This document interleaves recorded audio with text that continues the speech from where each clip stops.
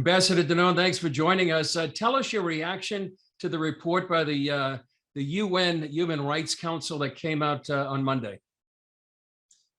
Chris, frankly speaking, I'm not surprised. We know that this council is biased. They always blame Israel for everything. And when they started to put this committee together, we realized that they will come against us. We do not cooperate with this council, and we call our allies to not cooperate with this council. That's the right approach, is stop funding them, because they will continue to spread lies against Israel, no matter what we will do here.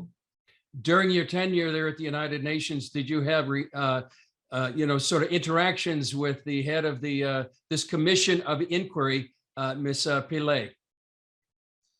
Not directly, but it's very interesting that when they pick the people to lead those inquiries, they always pick the guys or the ladies who are so hostile against Israel. And that's exactly what happened now.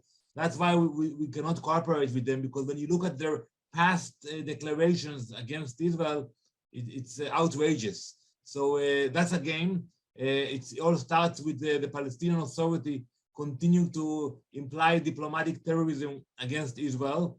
And we have to be strong. We have to stick to the facts, stick to the truth, and be strong against those lies and hate. Yeah. Also, it's been reported she called for an arms embargo against Israel. Are you surprised about that?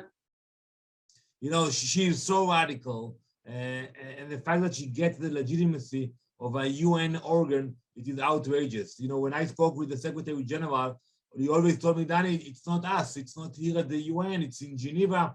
I told him, yes, but it's under the name of the UN. And that's actually what's happening now. People do not make the distinction between the Human Rights Council or the UN General Assembly or Security Council. It is a pity that they are abusing this institution. Is this unprecedented? This commission of inquiry has no limit. They have an annual report, and I think, is Israel the only nation on earth that they have this kind of inquiry?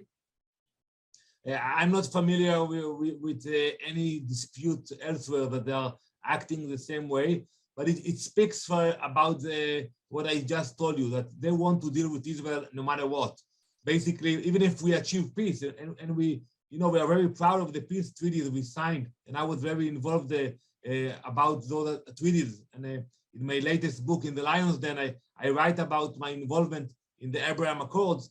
But even if we sign peace with everybody, they will continue to have this committee and publish ridiculous reports against us. Is the ultimate aim to delegitimize the state of Israel? That's what they are trying to do, unsuccessfully.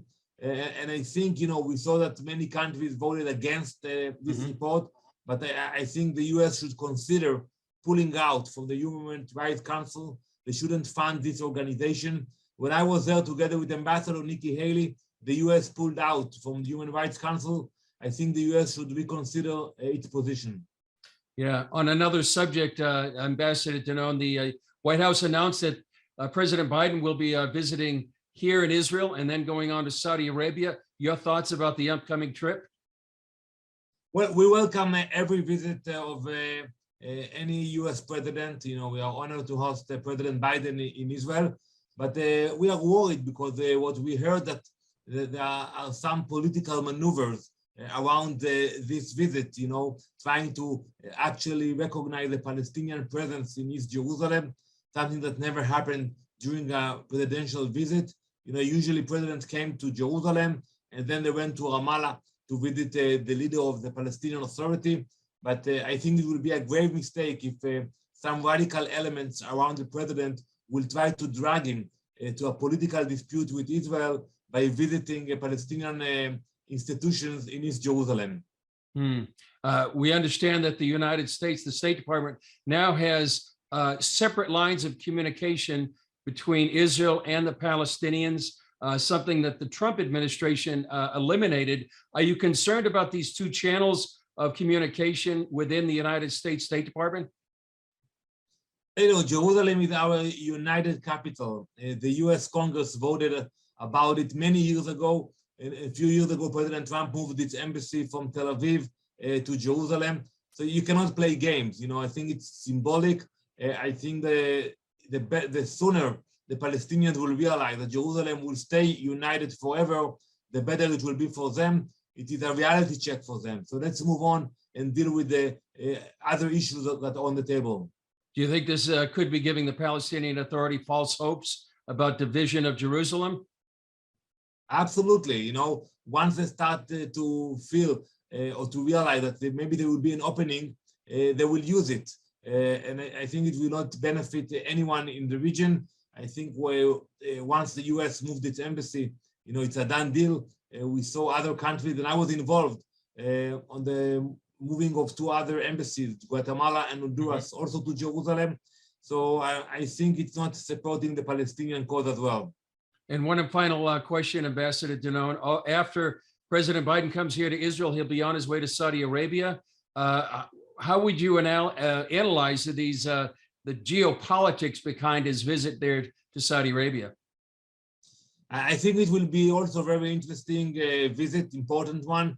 When we see what's happening today in Tehran, I think it's important to empower and stabilize the allies of the US in the region.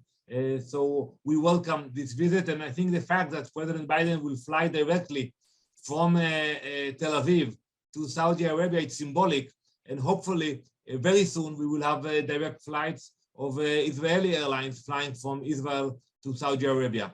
Well, that would be historic. You mentioned Iran. Let me ask one other question about Iran. How dangerous do you see the JCPOA potentially being signed, and how would you assess the state of that negotiation? Well, that's very serious, and we are very worried about it because we all pay attention to what's happening in Ukraine, rightfully so. But at the same time, we have to look at what's happening in Vienna, and the Iranians are very aggressive. They are pushing, and if God forbid the US will agree to all their demands, it will be a horrible agreement. Look what's happening today. We are following reports that the Iranian agents are trying to assassinate Israelis traveling, tourists, civilians in Turkey. As we speak, it's taking place. So this is a hostile regime that they have no limits. So imagine what they will do if, God forbid, they will achieve a nuclear capability. As I told you, I got my new book that came out in the Lion's Den. And I think one of the most important things I speak on in the book is about what the US should do regarding Iran. Not to ignore them, not to appease them, exactly the opposite. The US has to be strong, determined. That's the only way you can defeat evil in the region, not by appeasement. Thank you, Ambassador Danon, for your insight analysis. Appreciate it. And congratulations again on your new book. Thank you very much, Chris.